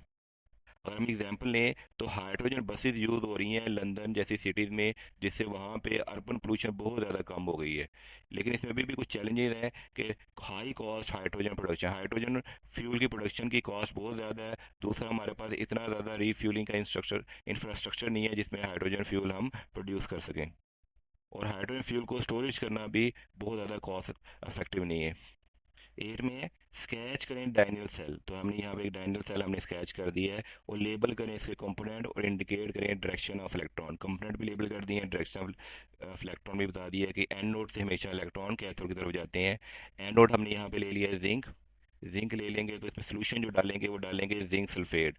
ये जिंक का एनोड और सोल्यूशन होगा जिंक सल्फेट। इसमें रिएक्शन होगा कि जिंक दो इलेक्ट्रॉन लूज करेगा और जिंक आयन बन जाएंगे। फिर कैथोड ले लेते हैं हम कॉपर का। कॉपर इमर्ज है सोल्यूशन में कॉपर सल्फेट, ये लिखेंगे आप। तो कॉपर वही दो इलेक्ट्रॉन गेन करेगा और कॉपर मेटल बन जाएगा। इसमें हम सॉल्ट भी जो यूज़ कर सकते हैं वो KNO3 यूज़ कर सकते हैं, KCl यूज़ कर सकते हैं। तो KNO3 या KCl या कोई भी पोटेशियम का सॉल्ट यहाँ पे सॉल्ट ब्रिज क्रिएट करेगा। तो ये सॉल्ट ब्रिज करेगा, ये बैलेंस करेगा चार्ज को। जब इलेक्ट्रॉन यहाँ से यहाँ फ्लो करके जाएंगे तो चार्ज को फ्लो करवा के चार्ज बैलेंस करेगा। बगैर सॉल्ट ब्रिज के हमारा ये इलेक्ट्रोलाइटिक सेल डैनियल सेल हमारा काम नहीं करेगा। सॉरी, वोल्टमीटर या डैनियल सेल हमारा काम नहीं करेगा। इलेक्ट्रॉन आपकी मूवमेंट के बारे में पूछा उन्होंने, तो इलेक्ट्रॉन मूव करेंगे जिंक एनोड से, जिंक एनोड से कॉपर कैथोड की तरफ जाएंगे विया एक्सटर्नल सर्कल। और इसमें जो नाइट्रेट के आयन होंगे या क्लोरीन के आयन होंगे, नाइट्रेट या क्लोरीन के आयन, तो वो माइग्रेट करेंगे एनोड कंपार्टमेंट की तरफ। और जो पोटेशियम के आयन है ये मूव करेंगे toward the cathode. Potassium ion है ये टुवर्ड द कैथोड मूव कर देंगे, और नाइट्रेट या क्लोरीन के ion toward the anode move कर देंगे चार्ज को बैलेंस करने के लिए, ताकि सर्किट में करंट फ्लो करता रहे और चार्ज हमारा बैलेंस हो जाए। तो हम इसमें लाजमी इलेक्ट्रोड को लेबल करना ज़रूरी है। इलेक्ट्रोलाइट्स कौन से हैं, जिंक सल्फेट, कॉपर सल्फेट, ये ज़रूरी है। इनकी स्टेट्स लिख सकते हैं आप। सॉल्ट ब्रिज बनाना और उसको लेबल करना ज़रूरी है। और साथ में एरो शो करेंगे इलेक्ट्रॉन की मूवमेंट, कि इलेक्ट्रॉन कैसे यहाँ से मूव करके जा रहे हैं एनोड से कैथोड की तरफ। यहाँ पे आप डैनियल सेल, गैल्वेनिक सेल की ये वाली डायग्राम भी बना सकते हैं। इसमें हमने जिंक सल्फेट, कॉपर सल्फेट वही सोल्यूशन ली है। ये हमारा एक्सटर्नल सर्किट है, और यहाँ पे हमने सॉल्ट ब्रिज यूज़ किया है NaCl। NaCl कोई भी हम सॉल्ट ब्रिज यूज़ कर सकते हैं। तो कॉप वही जिंक दो इलेक्ट्रॉन लूज करेगा और कॉपर दो इलेक्ट्रॉन गेन करेगा। अब हम करेंगे लॉन्ग क्वेश्चन का सोल्यूशन। लॉन्ग क्वेश्चन नंबर 1 है, define oxidation and reduction in terms of loss और गेन ऑफ हाइड्रोजन और ऑक्सीजन, ऑक्सीजन और हाइड्रोजन। तो ऑक्सीडेशन रिडक्शन को हमने डिफाइन करना है इन टर्म्स ऑफ गेन या loss of oxygen and hydrogen. तो ऑक्सीजन देखते हैं, लॉस ऑफ हाइड्रोजन या गेन ऑफ ऑक्सीजन, ये कहलाता है ऑक्सीडेशन। यहाँ पे देख लें एन नोड पे जिंक इलेक्ट्रॉन को लॉस कर रहा है, तो ये भी हमारा ऑक्सीडेशन कहलाता है। जिससे पता चला कि हाइड्रोजन लॉस हो या इलेक्ट्रॉन लॉस हो या ऑक्सीजन गेन हो, ये तीनों सूरतों में हमारा होता है ऑक्सीडेशन। जैसे एग्जांपल देखते हैं, ये हमारा है इथाइल अल्कोहल। इथाइल अल्कोहल, इसे इथानॉल भी कहते हैं। यहाँ पे ये दो हाइड्रोजन लॉस कर रहा है। दो हाइड्रोजन लॉस करने के बाद ये यहाँ पे दो इलेक्ट्रॉन भी लॉस कर रहा है। तो हाइड्रोजन लॉस, इलेक्ट्रॉन लॉस, दोनों सूरत में होगा ये ऑक्सीडेशन रिएक्शन की एग्जांपल। अब यहाँ पे देखें, मैग्नीशियम ऑक्सीजन से रिएक्ट करके मैग्नीशियम मोनोऑक्साइड बना रहा है। तो मैग्नीशियम ऑक्सीजन को गेन कर रहा है, इसलिए होगा ऑक्सीडेशन रिएक्शन के मैग्नीशियम ऑक्सीडाइज हो रहा है। यहाँ पे देख रहे हैं मैग्नीशियम इसकी ऑक्सीजन ले लेता है और बना देता है मैग्नीशियम मोनोऑक्साइड। तो मैग्नीशियम यहाँ पे ऑक्सीडेशन रिएक्शन कर रहा है, gain of oxygen is oxidation. Next reduction, इसका बिल्कुल उल्टा कर दें, गेन ऑफ हाइड्रोजन, ये यहाँ पे देखें गेन ऑफ इलेक्ट्रॉन या लॉस ऑफ ऑक्सीजन, ये तीनों कंडीशन में कहलाता है रिडक्शन। जैसे क्लोरीन को देखें, क्लोरीन 2 इलेक्ट्रॉन लेगा तो ये कहलाएगा, ये तो नेगेटिव चार्ज बन जाएगा, तो ये हमारे पास रिएक्शन होगा gain of electron is called reduction. यहाँ पे एग्जांपल दे सकते हैं, ये कॉपर जो है ये ऑक्सीजन लूज कर रहा है, तो कॉपर ने ऑक्सीजन लूज कर दी है, तो reduction by loss of oxygen by copper, तो कॉपर ने ऑक्सीजन लूज करके रिडक्शन कर दी है। आप एग्जांपल हो सकते हैं ब्रोमीन, ब्रोमीन ने यहाँ से ऑक्सीजन हाइड्रोजन को गेन कर लिया है, तो gain of hydrogen is called reduction by bromine. और अमोनिया ने हाइड्रोजन लॉस कर दिया है, तो loss of hydrogen by ammonia is called oxidation. Oxygen reaction में डिफरेंस भी कर लेते हैं, gain of oxygen, loss of hydrogen, loss of electron, या इंक्रीज इन ऑक्सीडेशन नंबर, ये हमारी ऑक्सीडेशन कहलाती है। Loss of oxygen, gain of hydrogen, gain of electron, या डिक्रीज इन ऑक्सीडेशन नंबर, ये हमारी रिडक्शन कहलाती है। एग्जाम्पल में आप देख सकते हैं कि आयरन रस्टिंग, रस्टिंग में आयरन लॉस करता है इलेक्ट्रॉन, तो हो जाती है ऑक्सीडेशन, और ऑक्सीजन गेन करता है इलेक्ट्रॉन, तो हो जाती है रिडक्शन। नेक्स्ट क्वेश्चन है कि डैनियल सेल को स्केच करें, ये हमने डैनियल सेल स्केच कर दिया है। तो इसमें कैथोड, एनोड और डायरेक्शन ऑफ फ्लो और प्रोटॉन को लेबल करें। तो स्केच कंपोनेंट में हम एनोड करेंगे, ये हमारा एनोड है, इसमें हमने जिंक बना दिया है, साथ में सोल्यूशन है जिंक सल्फेट का। फिर हम कैथोड को लेबल करेंगे, कैथोड ये रिडक्शन कर रहा है, ये कैथोड का इलेक्ट्रोड, और सोल्यूशन है इसमें कॉपर सल्फेट का। साथ में हमने सॉल्ट ब्रिज है, यहाँ पे पोटेशियम क्लोराइड का हमने सॉल्ट ब्रिज बना दी है। अब हम बार बार रिएक्शन लिखेंगे, जिंक जो है वो 2 इलेक्ट्रॉन यहाँ से लूज करेगा, और ये 2 इलेक्ट्रॉन एक्सटर्नल सर्किट में फ्लो करेंगे। और कॉपर यहाँ पे 2 इलेक्ट्रॉन गेन करेगा, तो एक्सटर्नल सर्किट कंप्लीट करके इलेक्ट्रॉन कैथोड में कॉपर के पास आ जाएंगे। और इलेक्ट्रॉन का फ्लो होगा जिंक एनोड से कॉपर कैथोड की तरफ। इस तरह आप ये डायग्राम लेबल बना सकते हैं, और साथ में थोड़ी सी लेबलिंग के बारे में एक्सप्लेन कर दें। लॉन्ग क्वेश्चन नंबर 3 है, describe the method of recovery metal from lead two chloride. इसमें ये बुक का टॉपिक है, electrolysis the molten lead two chloride using potassium graphite electrode, ये वाला टॉपिक आप लिख सकते हैं। तो आंसर लिखेंगे electrolysis the molten lead chloride. तो सेटअप है, कार्बन इलेक्ट्रोड को इमर्स करेंगे लेड क्लोराइड के सोल्यूशन में। तो ये कार्बन के 2 इलेक्ट्रोड हैं, इनको हमने इमर्स किया है लेड क्लोराइड के सोल्यूशन में। एनोड में क्लोरीन जो होगा वो 2 इलेक्ट्रॉन लूज करेगा, ये हमारा एनोड है, इसमें क्लोरीन जो है वो 2 इलेक्ट्रॉन लूज कर रहा है, और इलेक्ट्रॉन सर्किट में इस तरफ फ्लो कर रहे हैं। तो क्लोरीन गैस इवॉल्व हुई, यहाँ से क्लोरीन गैस हमारी ये निकलेगी। कैथोड में जब ये 2 इलेक्ट्रॉन सर्किट कंप्लीट करके आएंगे, तो कैथोड 2 इलेक्ट्रॉन गेन करेगा, और लेड मेटल बन जाएगा। और लेड मेटल जो डिपॉजिट हो जाएगा कैथोड के ऊपर, यहाँ कैथोड के ऊपर लेड मेटल डिपॉजिट हो जाएगा। इंडस्ट्री में यूज होता है ये recovering lead for batteries, battery से लेड को रिकवर करने के लिए, और रेडिएशन शील्डिंग के लिए ये यूज होता है।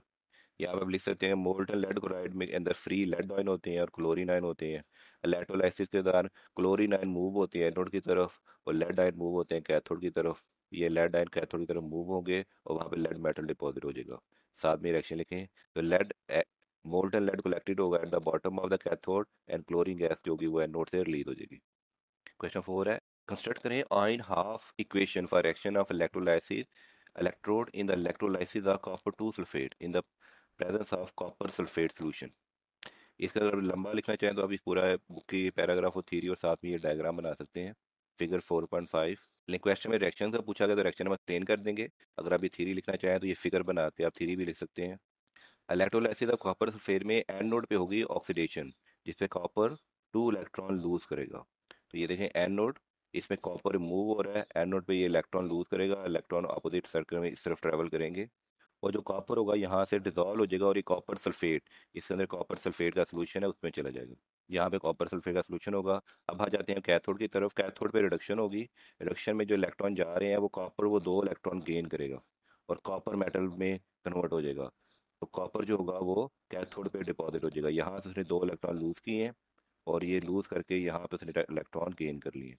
ये प्रोसेस यूज होता है electro refining to purify the copper, electro refining करते हैं ताकि कॉपर को 99.9% प्योर किया जा सके। तो इलेक्ट्रोलाइसिस के प्रोसेस के दौरान कॉपर एनोड कंज्यूम करेगा, और ग्रेजुअली कॉपर कैथोड गेन करेगा mass due to deposit of pure copper on it. तो जो प्योर कॉपर है आस्ता आस्ता यहाँ पे डिपॉजिट होता जाएगा। हमारा नेक्स्ट क्वेश्चन है question number 5, electrolysis has a major role in electrochemical industries. तो स्केच करें इलेक्ट्रोलाइटिक सेल को। हमने यहाँ पे एक इलेक्ट्रोलाइटिक सेल स्केच किया है, यहाँ पे भी एक इलेक्ट्रोलाइटिक सेल स्केच किया है, और यहाँ पे भी आप देख सकते हैं दो इलेक्ट्रोलाइटिक सेल हमने स्केच किए हैं। इलेक्ट्रोलाइटिक सेल में थोड़ी सी लेबलिंग करेंगे। एक एनोड होगा जो कनेक्टेड होगा positive terminal of the power supply. ये हमारा एनोड है। एनोड ये देखें पावर सप्लाई जो हमें बिजली सप्लाई कर रहे हैं उसके पॉजिटिव टर्मिनल के साथ ये कनेक्ट होगा। यहाँ भी आप देख सकते हैं ये एनोड है, ये positive terminal of the battery के साथ, यहाँ भी anode positive terminal of the battery के साथ कनेक्ट होगा। इसलिए जो कैथोड नेगेटिव टर्मिनल है वो कनेक्ट होगा negative terminal of the battery. और जो इलेक्ट्रॉन फ्लो होंगे वो एनोड से इलेक्ट्रॉन निकलेंगे और कैथोड की तरफ जाएंगे। एनोड से इलेक्ट्रॉन निकल के कैथोड की तरफ जाएंगे। फिर अगर नेचर ऑफ प्रोसेस, ये नॉन स्पॉन्टेनियस रिएक्शन होगा, यानी कि इसमें एक्सटर्नल इलेक्ट्रिकल एनर्जी देनी पड़ेगी ताकि यहाँ पे रिएक्शन हो सके। ये यूज होता है इलेक्ट्रोप्लेटिंग में, मेटल की एक्सट्रैक्शन में, जैसे यहाँ सोडियम मेटल एक्सट्रैक्ट कर रहे हैं, और वाटर स्प्लिटिंग में। थर्ड क्वेश्चन है डिस्टिंग्विश करें between the electrolytic cell and voltaic cell. Electrolytic cell जो हमने यहाँ पे स्केच भी किए हुए हैं, इसे रिक्वायर होती है external power, external electric power देंगे ताकि यहाँ पे केमिकल रिएक्शन हो सके। और ये नॉन स्पॉन्टेनियस होता है। ये नॉन स्पॉन्टेनियस वो होते हैं जो पावर के बगैर रिएक्शन नहीं होते, पावर देंगे तो रिएक्शन होंगे, खुद बे खुद नहीं होंगे। जबकि वोल्टाइक सेल जो होता है ये स्पॉन्टेनियस रिएक्शन होता है, ये खुद बे खुद अकर होता है, इसे एक्सटर्नल पावर की जरूरत नहीं होती। इलेक्ट्रोलाइटिक सेल ये कन्वर्ट करता है इलेक्ट्रिकल एनर्जी को केमिकल एनर्जी में। यहाँ पे हम इलेक्ट्रिकल एनर्जी देते हैं और यहाँ पे केमिकल एनर्जी में कन्वर्ट होता है। जबकि वोल्टाइक सेल ये केमिकल एनर्जी को इलेक्ट्रिकल एनर्जी में कन्वर्ट करता है। यहाँ पे हम केमिकल एनर्जी है जो रिएक्शन करेगी और जिससे हमें इलेक्ट्रिसिटी मिलेगी। हम ये शॉर्ट क्वेश्चन नंबर 8 में देख के आए थे कि केमिकल एनर्जी को कन्वर्ट करता है इलेक्ट्रिकल एनर्जी में, जिसे गैल्वेनिक सेल या वोल्टाइक सेल कहते हैं। ये क्वेश्चन आप दोबारा देख सकते हैं। यहाँ भी हमने ये प्रोसेस रिपीट किया था कि केमिकल एनर्जी को इलेक्ट्रिकल एनर्जी में तब्दील किया था। और साथ में आप इलेक्ट्रोलाइटिक सेल की डायग्राम बना सकते हैं और वोल्टाइक सेल की डायग्राम बना सकते हैं आप यहाँ से। और बुक से आप इलेक्ट्रोलाइटिक सेल का ये टॉपिक लिख सकते हैं। इसकी लेबलिंग के लिए electrolytic cell consist of vessel containing electrolyte, two inert electrode and a battery, ये लिख सकते हैं। और सिंपल डायग्राम बनाना चाहें तो आप ये डायग्राम बना सकते हैं और साथ में ये रिएक्शन लिख सकते हैं। क्वेश्चन 6 है for each of the following electrolysis. ये इलेक्ट्रोलाइसिस दी हुए हैं हमें। राइट इलेक्ट्रोड हाफ फ्रैक्शन, इसके इलेक्ट्रोड के हाफ फ्रैक्शन लिखेंगे। पहला है हमारा copper 2 sulphate solution using copper electrode. Copper 2 sulphate का सोल्यूशन है और कॉपर के इलेक्ट्रोड हम यूज़ करेंगे। तो एनोड पे क्या होगा, कॉपर अपने 2 इलेक्ट्रॉन लूज कर देगा और कैथोड पे कॉपर अपने 2 इलेक्ट्रॉन लूज करके दोबारा कॉपर डिपॉजिट हो जाएगा। अगर इसी तरह कॉपर 2 क्लोराइड होगा यूजिंग कार्बन इलेक्ट्रॉन इलेक्ट्रोड्स, तो कॉपर 2 क्लोराइड को अगर कार्बन इलेक्ट्रोड पे यूज़ करेंगे तो एनोड पे जो जो क्लोरीन के आयन है वो 2 इलेक्ट्रॉन लूज कर देंगे, और कॉपर जो होगा वो कैथोड पे 2 इलेक्ट्रॉन गेन करके कॉपर डिपॉजिट हो जाएगा। तो इसमें भी हेडिंग डाल के ये 4 एक्शन लिख सकते हैं। नेक्स्ट है प्रिडिक्ट करें products of electrolysis for the dilute solution of potassium iodide. Dilute solution of potassium iodide की आप इलेक्ट्रोलाइसिस करेंगे तो आपके पास क्या प्रोडक्ट होंगे। तो इलेक्ट्रोलाइसिस ऑफ डिल्यूट के आई का एनोड पे ऑक्सीडेशन होगी, जिसमें आयोडीन आयन जो है वो 2 इलेक्ट्रॉन लूज करके आई 2 बना देंगे। तो पर्पल किस्म के आयोडीन वेपर फॉर्म हो गए, ये पर्पल किस्म के आयोडीन वेपर फॉर्म हो गए, पर्पल आयोडीन। उसके बाद कैथोड पे रिडक्शन होगी, जिसमें वाटर मॉलिक्यूल जो है वो 2 इलेक्ट्रॉन गेन करेगा और हाइड्रोजन गैस बबल की फॉर्म में अपीयर होगी, साथ में OH माइनस आयन अपीयर होंगे। ऑब्जर्वेशन क्या आएगी, सोल्यूशन नियर एनोड, एनोड के करीब जो सोल्यूशन होगा वो ब्राउन हो जाएगा आयोडीन की वजह से, और पीएच इंक्रीज हो जाएगी कैथोड पे ड्यू टू OH। OH की वजह से ये बेसिक साइड पे चला जाए आयन होते हैं, इसलिए कैथोड पे उसकी पीएच इंक्रीज हो जाएगी। क्वेश्चन 8 है why does chlorine gas form, chlorine gas क्यों बनती है एट द एनोड पे during the electrolysis of molten lead 2 chloride. Molten lead 2 chloride की जब इलेक्ट्रोलाइसिस करते हैं तो एनोड पे क्लोरीन गैस क्यों बनती है। तो आयन जो होते हैं मोल्टन लेड 2 क्लोराइड, इसके 2 आयन बनते हैं Pb+2 और क्लोरीन-1। एनोड पे जो क्लोरीन के आयन है वो 2 इलेक्ट्रॉन लूज करके क्लोरीन गैस बना देते हैं। तो chloride ion are the only available ion, यहाँ पे सिर्फ क्लोराइड आयन ही अवेलेबल है जो ऑक्सीडेशन करेंगे और क्लोरीन गैस होंगे। कोई मजीद दूसरे नेगेटिव आयन हमारे पास मौजूद नहीं है, इस वजह से सिर्फ और सिर्फ क्लोरीन गैस बनेगी। तो in molten salt no water is present to complete the oxidation. Molten salt में क्योंकि पानी अवेलेबल नहीं है ऑक्सीडेशन बनाने के लिए, तो सिर्फ क्लोरीन आयन ही थे जो हमारे पास एनोड में 2 इलेक्ट्रॉन लूज करके क्लोरीन गैस बनाएंगे। जैसे यहाँ पे दिया है मोल्टन लेड क्लोराइड में फ्री लेड आयन होते हैं और क्लोराइड आयन होते हैं, और जो क्लोराइड आयन होते हैं वो मूव करते हैं टुवर्ड द एनोड, और जो क्लोराइड एनोड से मूव करेंगे और 2 इलेक्ट्रॉन रिलीज करके क्लोरीन गैस बनाएंगे, जिससे जो क्लोरीन गैस है वो एनोड पे रिलीज होगी। ये हमारा बुक का टॉपिक है, इसमें से अब ये वाला पॉइंट्स लिख सकते हैं। हमारा क्वेश्चन 9 है कि किस किस्म की चेंजिंग हम ऑब्जर्वेशन में एक्सपेक्ट करेंगे अगर हम कंपेयर करें electrolysis of molten lead two chloride. ये हमारा टॉपिक है, electrolysis of molten lead two chloride की इलेक्ट्रोलाइसिस करेंगे। ये concentrated aqua solution of sodium chloride, concentrated aqua solution of sodium chloride की डायग्राम और साथ में ये बुक का टॉपिक है। इन दोनों को अगर हम कंपेयर करें तो ऑब्जर्वेशन में क्या चीज़ें एक्सपेक्ट करेंगे। देखिए मोल्टन लेड टू क्लोराइड में कैथोड पे शाइनिंग लेड मेटल होगा, जबकि एक्वस NaCl में कैथोड पे हाइड्रोजन गैस के बबल पैदा होंगे। यहाँ पे देखें कैथोड पे हाइड्रोजन गैस के बबल पैदा होंगे, लेकिन यहाँ पे शाइनिंग लेड मेटल होगा। तो मेनली हमारा ये की डिफरेंस है। एनोड पे येलो कलर की ग्रीन क्लोरीन गैस पैदा हो गई, या यहाँ पे एनोड पे ग्रीन कलर की क्लोरीन गैस पैदा होगी, यहाँ पे बताया भी हुआ है कि क्लोरीन गैस पैदा होगी। और एक्वस NaCl में भी एनोड पे क्लोरीन गैस ही पैदा होगी, ये सेम है। तो मेन डिफरेंस जो ऑब्जर्वेशन में आएगा वो कैथोड पे आएगा कि मोल्टन लेड टू क्लोराइड में शाइनिंग लेड मेटल होगा और एक्वस NaCl में कैथोड पे हाइड्रोजन गैस के बबल पैदा होंगे। अब हाइड्रोजन गैस के बबल क्यों पैदा होंगे, क्योंकि वाटर ये is reduce instead of sodium. यहाँ पे क्योंकि एक्वस NaCl पानी के मॉलिक्यूल मौजूद है तो वो सोडियम की जगह को रिड्यूस नहीं होने देंगे, खुद वाटर के मॉलिक्यूल रिड्यूस हो जाएंगे in the aqueous solution of NaCl। Sodium ion जो होंगे वो मूव तो करेंगे कैथोड की तरफ, लेकिन sodium ion are not reduce, ये सोडियम आयन रिड्यूस नहीं होंगे इस sodium metal in the process. Instead क्या होगा, hydrogen ion from the water are discharge to produce hydrogen gas. ये हाइड्रोजन आयन है वो कैथोड में डिस्चार्ज होकर हाइड्रोजन गैस पैदा करेंगे।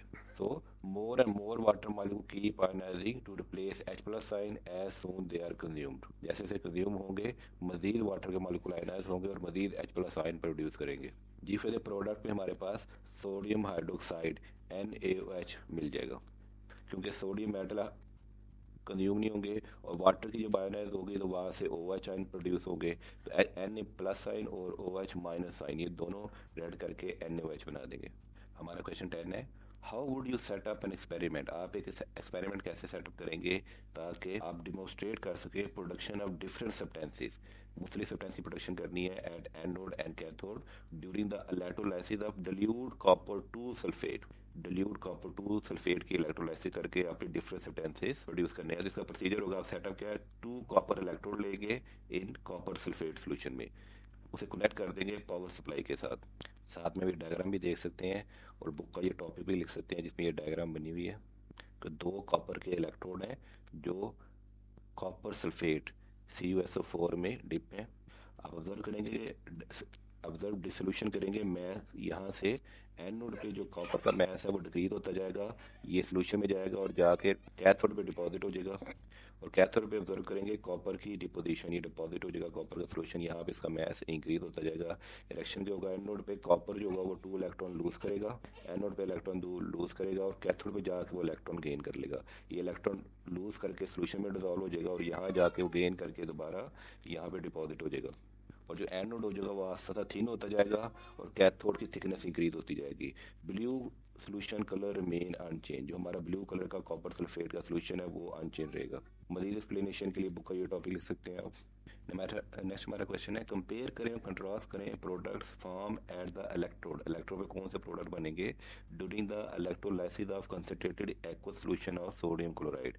इसमें आप बुक का ये टॉपिक लिख सकते हैं, electrolysis of concentrated aqueous solution of sodium chloride और साथ में dilute sulphuric acid using inert electrode. इसमें ये लिख सकते हैं electrolysis of dilute sulphuric acid using inert platinum electrodes. अब यहाँ पे हम कंपैरिजन लिख रहे हैं कि कंसंट्रेटेड NaCl बनाएंगे तो एनोड पे होगा क्लोरीन गैस और कैथोड पे होगी H2 गैस। बाकी dilute H2SO4 में एनोड पे हमारी प्रोड्यूस होगी O2 गैस और कैथोड पे प्रोड्यूस होगी हाइड्रोजन गैस। यहाँ पे आप देख सकते हैं कि एनोड पे प्रोड्यूस हो रही है क्लोरीन गैस और कैथोड प्रोड्यूस हो रही है हाइड्रोजन गैस। जैसे हमने बताया कि एनोड पे क्लोरीन और कैथोड पे हाइड्रोजन गैस, ये प्रोडक्ट्स बन रहे हैं। लेकिन dilute सल्फ्यूरिक एसिड में कैथोड पे प्रोड्यूस होगी हाइड्रोजन गैस, साथ में ये रिएक्शन लिख दीजिएगा, और एनोड पे प्रोड्यूस हो रही है ऑक्सीजन गैस, साथ में ये आप ये वाला रिएक्शन लिख दीजिएगा। रीजन इसलिए कि इन NaCl जो क्लोरीन आयन है वो ऑक्सीडाइज होंगे ओवर OH माइनस आयन के, और इन H2SO4 में वाटर ऑक्सीडाइज होगा और जिससे O2 गैस प्रोड्यूस होगी। मेन कंपैरिजन और कंट्रास्ट में सिर्फ एनोड ही आ रहा है कि एनोड पे यहाँ क्लोरीन गैस प्रोड्यूस हो रही है और वहाँ पे एनोड पे हाइड्रोजन ऑक्सीजन गैस प्रोड्यूस हो रही है। कैथोड में दोनों में हाइड्रोजन गैस प्रोड्यूस हो रही है। अगर मैं ज़्यादा डिटेल लिखना चाहें तो यहाँ से आप रिएक्शन लिख सकते हैं, थोड़ी सी थ्योरी लिख सकते हैं और यहाँ से आप ये वाले रिएक्शन लिख सकते हैं। 12 क्वेश्चन है, असेस द एनवायरनमेंट जो इम्पैक्ट करे using hydrogen oxygen fuel cell compare to gasoline engine in vehicles. गाड़ी में गैसोलीन इंजन यूज़ करें और as compare to hydrogen oxygen fuel cell use करें तो दोनों का एनवायरनमेंट पे इम्पैक्ट क्या होगा उसे कंपेयर करें। इससे कंपैरिजन हम शॉर्ट क्वेश्चन नंबर 7 में एक्सप्लेन करके आ चुके हैं, काइंडली आप ये भी देख सकते हैं मजीद एडिशन के लिए। हाइड्रोजन फ्यूल सेल में जीरो एमिशन होती है, कोई pollutant gas, nitrogen oxide, sulphur dioxide या कार्बन मोनोऑक्साइड वगैरह रिलीज नहीं करते। हाई इलेक्ट्रिक एनर्जी एफिशिएंसी है, इसकी एफिशिएंसी 40 से 60% है, जब गैसोलीन की एफिशिएंसी 20 से 30 या मैक्सिमम 35% है। इसमें एनर्जी इंटेंसिव हाइड्रोजन प्रोडक्शन होती है, लेकिन लिमिटेशन में है कि इंफ्रास्ट्रक्चर बनाना हाइड्रोजन गैस के लिए काफ़ी मुश्किल है। गैसोलीन में रिफ्यूलिंग नेटवर्क इस्टेब्लिश करना पड़ता है, आपको बार बार गाड़ी में पेट्रोल डलवाना पड़ता है। हाई एनर्जी डेंसिटी है उसकी, लेकिन ये carbon dioxide, nitrogen oxide, particulate matters और सल्फर के ऑक्साइड जो बहुत ज़्यादा पोल्यूशन क्रिएट करते हैं वो पैदा करते हैं, इनकी एफिशिएंसी कम है। और फ्यूल सेल जो क्लीनर होते हैं, बट इसमें भी इस टेक्नोलॉजी में एडवांसमेंट की ज़रूरत है ताकि ग्रीन हाइड्रोजन प्रोडक्शन की जा सके। काइंडली शॉर्ट क्वेश्चन नंबर 7 को भी प्लीज़ दोबारा देख लीजिएगा। क्वेश्चन 13 है, कंपेयर करें ionic half equation for electrolysis of dilute solution and concentrated solution of sodium chloride. इनकी हाफ इक्वेशन लिखनी है। डिल्यूट NaCl की एनोड पे OH माइनस आयन, ये प्रोड्यूस करेंगे ऑक्सीजन गैस, वाटर मॉलिक्यूल और साथ में 4 इलेक्ट्रॉन रिलीज करेंगे, जब कैथोड में वाटर मॉलिक्यूल 2 इलेक्ट्रॉन गेन करके हाइड्रोजन गैस प्रोड्यूस करेंगे, साथ में OH माइनस आयन पैदा होंगे। और कंसनट्रेटेड NaCl में जो क्लोरीन है, एनोड पे जो क्लोरीन है वो 2 इलेक्ट्रॉन रिलीज करेगी और क्लोरीन गैस बनाएगी, और कैथोड में वाटर मॉलिक्यूल 2 इलेक्ट्रॉन गेन करके हाइड्रोजन गैस पैदा करेंगे और साथ में OH माइनस आयन पैदा करेंगे। की डिफरेंस इसमें क्या है, अगर हम की डिफरेंस में एनोड को देखें, गौर से दोनों का एनोड का देखें, तो यहाँ पे OH minus ion 4 electron release कर रहे हैं, जब कंसनट्रेटेड NaCl में क्लोरीन गैस आयन है जो वो क्लोरीन गैस रिलीज करके 2 इलेक्ट्रॉन रिलीज कर रही है। तो क्लोराइड के जो आयन की कंसंट्रेशन है वो डिटरमाइन करेगी कि क्लोरीन आयन ने 2 इलेक्ट्रॉन रिलीज करने हैं या OH आयन ने 2 इलेक्ट्रॉन ऑक्सीडाइज होकर 4 इलेक्ट्रॉन रिलीज करने हैं। तो मेनली की डिफरेंस दोनों में एक ही है। अब हम करेंगे थिंक टैंक के क्वेश्चंस। क्वेश्चन नंबर 1 है, the following redox reaction occur in the voltaic cell. हमें एक वोल्टाइक सेल दिया हुआ है जिसमें निकल और आयरन का रिएक्शन होगा, जिसमें आयरन 2 इलेक्ट्रॉन लूज करेगा और निकल 2 इलेक्ट्रॉन गेन करेगा। तो सेलेक्ट करें एनोड, कैथोड और इंडिकेट करें direction of flow of electrons. तो रेडॉक्स रिएक्शन के लिए निकल 2 इलेक्ट्रॉन गेन करेगा, जो आयरन 2 इलेक्ट्रॉन लूज करेगा, जिसमें हमने एनोड और कैथोड को आइडेंटिफाई करना है। एनोड पे हमारी ऑक्सीडेशन होगी, जिसमें आयरन है Fe है, ये 2 इलेक्ट्रॉन लूज करेगा तो ऑक्सीडेशन हो जाएगी। तो हमारा जो ये आयरन है ये 2 इलेक्ट्रॉन लूज करेगा, तो आयरन वाला इलेक्ट्रॉन हमारा कहलाएगा एनोड। तो यहाँ पे ये हमारा होगा एनोड। और कैथोड पे रिडक्शन होगी कि आयरन और सॉरी निकल आयन जो है वो 2 इलेक्ट्रॉन गेन करके निकल मेटल बना देंगे। तो ये हमारा कैथोड होगा जिसमें निकल आयन 2 इलेक्ट्रॉन गेन करेंगे। तो हमारे जो इलेक्ट्रॉन है वो आयरन से फ्लो करके निकल की तरफ जाएंगे। तो direction of flow of electron जो होंगे आयरन से फ्लो करके निकल की तरफ जाएंगे। अगर हम मजीद डिटेल में देखें तो निकल का रिडक्शन पोटेंशियल है -0.25 वोल्ट और आयरन आयन का रिडक्शन पोटेंशियल है -0.44। अब nickel has higher reduction potential, it is reduce preferentially, जिस वजह से निकल कैथोड पे रिडक्शन रिएक्शन करेगा और जो इलेक्ट्रॉन होंगे वो आयरन से मूव करेंगे और टूवर्ड्स कैथोड निकल की तरफ जाएंगे। तो एनोड आयरन एनोड होगा, निकल हमारा कैथोड होगा और इलेक्ट्रॉन आयरन से एनोड से निकल की तरफ जाएंगे। थिंक टैंक क्वेश्चन 2 है, electrolysis of molten sodium bromide. When molten sodium bromide is electrolyse होगा तो रेडिश ब्राउन फ्यूम्स हमें सीन किए हैं एट द एनोड। तो आंसर करें फॉलोइंग क्वेश्चंस। तो नेम करें reddish brown fumes at the anode. Anode पे ये देखें, ये एनोड है, यहाँ पे ब्राउन कलर के आपको फ्यूम नजर आ रहे हैं, ये Br2 है। तो ब्रोमीन गैस Br2 ये प्रोड्यूस होगी, ये आइडेंटिफाइड करेगी रेडिश ब्राउन फ्यूम्स को। ये हमारी Br2 जो ब्राउन गैस है ये हमारे पास है ब्रोमीन गैस, इसका कलर रेडिश ब्राउन कलर के फ्यूम आपको एनोड पे नजर आएंगे जब हम मोल्टन सोडियम ब्रोमाइड की इलेक्ट्रोलाइसिस करेंगे। नंबर 2 है, what difference occur with molten sodium iodide. अगर मोल्टन सोडियम आयोडाइड की इलेक्ट्रोलाइसिस की जाए तो उसमें क्या डिफरेंस होगा। तो डिफरेंस होगा मोल्टन सोडियम आयोडाइड में उसमें आयोडीन गैस, उसमें यहाँ ब्रोमीन गैस की जगह आयोडीन गैस अपीयर होगी और उसके कलर पर्पल किस्म के वेपर शो होंगे। मोल्टन सोडियम ब्रोमाइड में यहाँ पे हमारे पास ब्रोमीन ब्राउन गैस थी, रेडिश ब्राउन गैस, और मोल्टन सोडियम आयोडाइड में यहाँ पे हमारे पास आयोडीन गैस रिलीज होगी और उसका कलर ब्राउन होने के बजाय पर्पल वेपर होंगे। क्वेश्चन नंबर 3 है, right electrode direction for both cases, दोनों केसेस के दरमियान जो इलेक्ट्रोड पे रिएक्शन होंगे वो लिखें।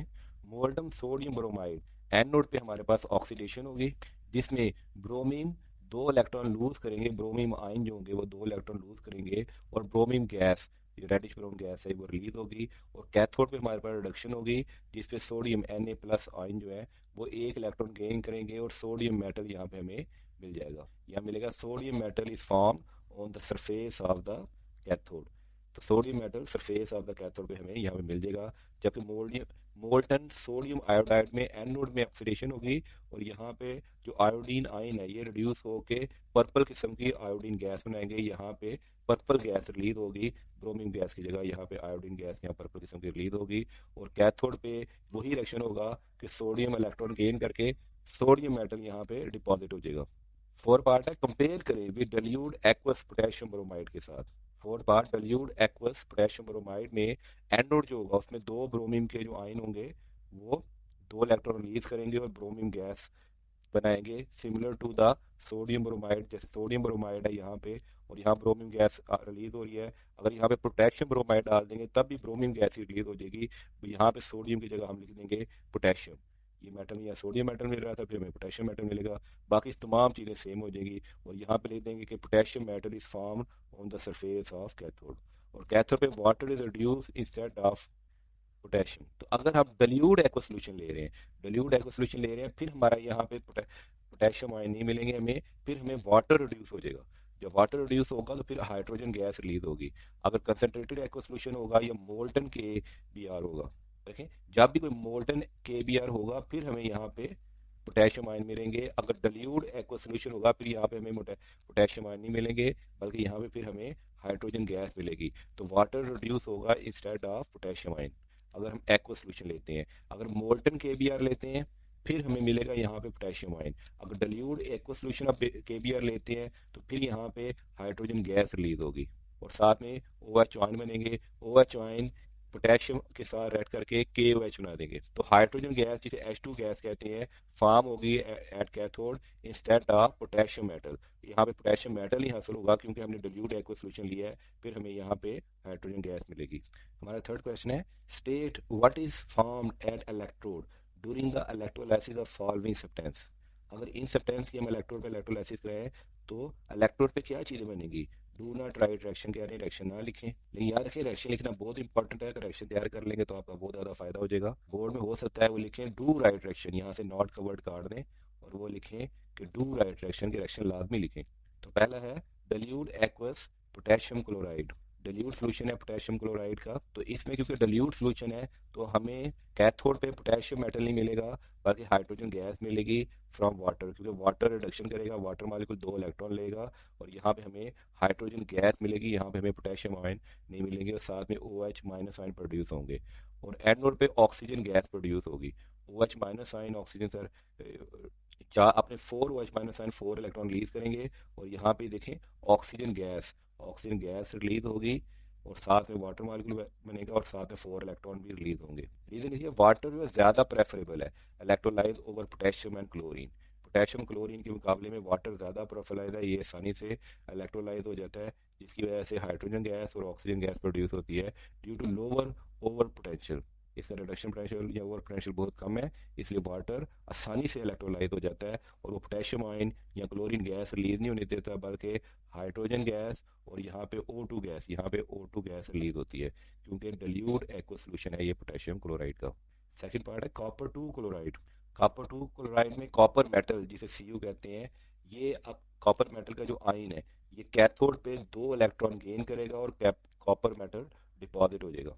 तो कैथोड पे होगी हमारी रिडक्शन, यहाँ पे कॉपर मेटल 2 इलेक्ट्रॉन गेन करेगा और यहाँ पे डिपॉजिट हो जाएगा। और एनोड पे क्लोरीन गैस Cl2 ये ऑक्सीडेशन करेगी और क्लोरीन के जो आयन है ये 2 इलेक्ट्रॉन रिलीज करके तो क्लोरीन गैस प्रोड्यूस करेंगे। यहाँ पे क्लोरीन के जो आयन है ये अपने 2 इलेक्ट्रॉन रिलीज कर देंगे, पॉजिटिव दे देंगे और यहाँ पे हमें क्लोरीन गैस प्रोड्यूस होगी। तो कॉपर क्लोराइड में क्या होगा, कॉपर 2 इलेक्ट्रॉन गेन करेगा और कॉपर डिपॉजिट हो जाएगा और एनोड पे क्लोरीन आयन 2 इलेक्ट्रॉन लूज करेंगे और क्लोरीन गैस प्रोड्यूस होगी। थर्ड वाला है मोल्टन लेड 2 ब्रोमाइड। तो मोल्टन लेड 2 ब्रोमाइड में कैथोड पे लेड मेटल जो होगा, लेड मेटल 2 इलेक्ट्रॉन गेन करेगा और लेड मेटल डिपॉजिट हो जाएगा और ये रिडक्शन करेगा। और एनोड पे ब्रोमीन गैस ऑक्सीडेशन के नतीजे में प्रोड्यूस होगी, जिसमें ब्रोमीन आयन 2 इलेक्ट्रॉन लूज करेंगे और ब्रोमीन गैस प्रोड्यूस करेंगे। तो आंसर 1 में था डाइल्यूट एक्वस पोटेशियम क्लोराइड में कैथोड पे हाइड्रोजन और एनोड पे ऑक्सीजन। कॉपर 2 क्लोराइड में कैथोड पे कॉपर मेटल डिपॉजिट होगा, एनोड पे क्लोरीन गैस प्रोड्यूस होगी। और मोल्टन लेड 2 ब्रोमाइड में कैथोड पे लेड मेटल डिपॉजिट होगा और एनोड पे ब्रोमीन गैस प्रोड्यूस होगी। Thank you my friend. Kindly जाते जाते आप हमारे चैनल को सब्सक्राइब कीजिएगा, अपनी प्रॉब्लम कमेंट्स बॉक्स में लिखिएगा, अपना ख्याल रखिएगा। फी अमान अल्लाह, अल्लाह हाफिज़।